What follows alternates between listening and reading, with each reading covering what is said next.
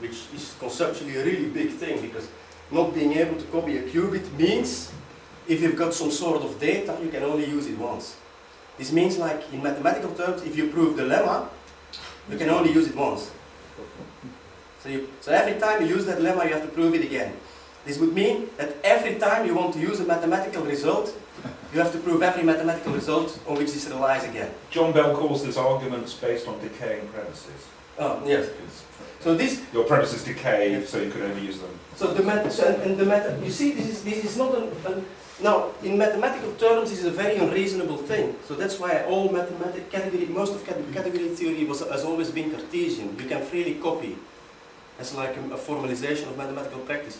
Now in physical practice, this is not so obvious that you can just copy things. You can't copy food.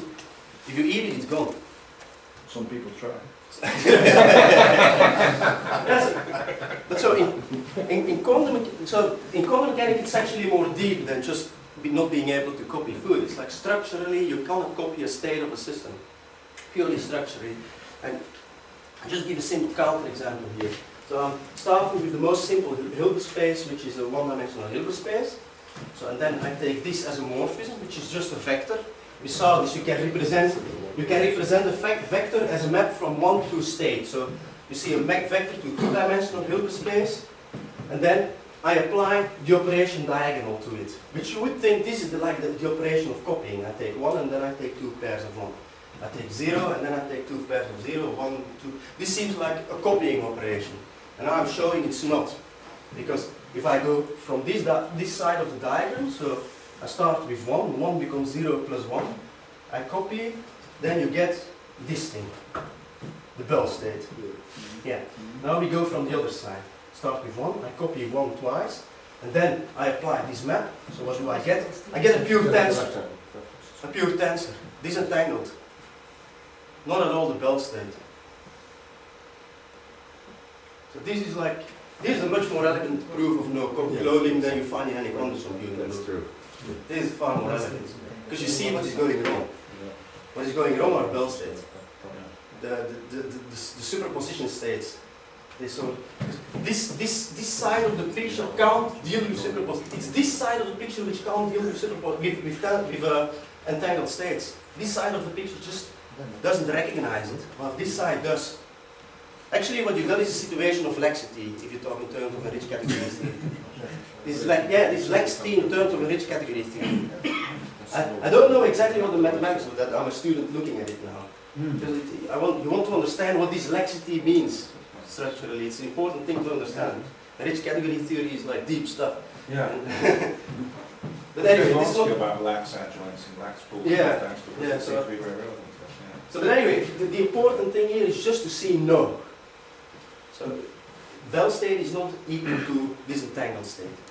And the lesson we were going to take from that is, can we just, since Bell states are the ones which seem to be structurally really important in this, for example, this ability to copy things, can we find a very simple axiomatization of the concept of Bell state, and such that we actually get a whole of quantum mechanics out of it? That's like I'm going to axiomatize Bell state because there's no classical counterpart to that. So and that brings me to the following definition. Yeah. So what? This is clear to everybody? Like we have an old physicist here who's having difficulty. No, I was just thinking resonating, but it was not logarithmic. Mathematically, this is a very simple argument. No? This is very simple. Once you put your head around it, it's a very simple argument. And you see, this is not equal to that. And physically, what I was trying to implement is just the idea: can we copy in a certain mathematical structure, which is derived in the way I did it. Like I derived these monoidal categories as just the semantics of how we interact with physical system without any further assumption. And then within such a setting, I sort of interpreted what it means to copy. And we see for the particular case of quantum mechanics, we are not able to copy and do this. And what is in the way of copying is exactly Bell states. So can we give an abstract axiomatics of Bell states? How can we say that something is a Bell state in a very general way? And hoping that from saying this, you get a lot more, you get a lot of stuff. And this brought us to the following definition, which looks really ugly at first. But it's simple. As a mathematical definition in category theory, it's a very simple definition, by the way. You're rarely going to see such short definition. So So, but it's even simpler than you would, it's even simpler than you could imagine in your wildest dreams.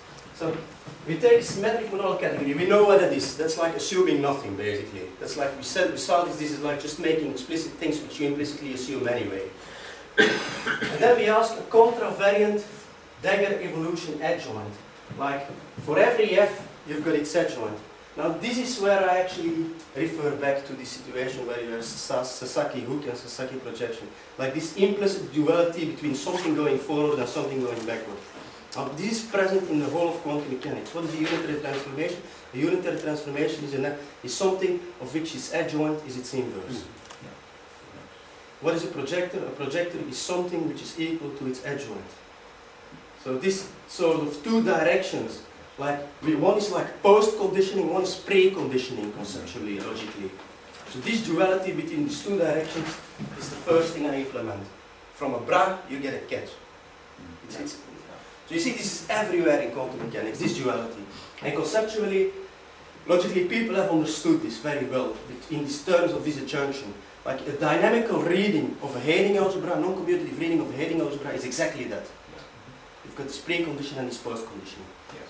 And this is a junction. This is a junction. So for me, this is where a junction lives. Can I jump in very quickly and say, again, Jerry Kacharian's paper on projectiles, which is exactly what he called his categories for the modular orthologic.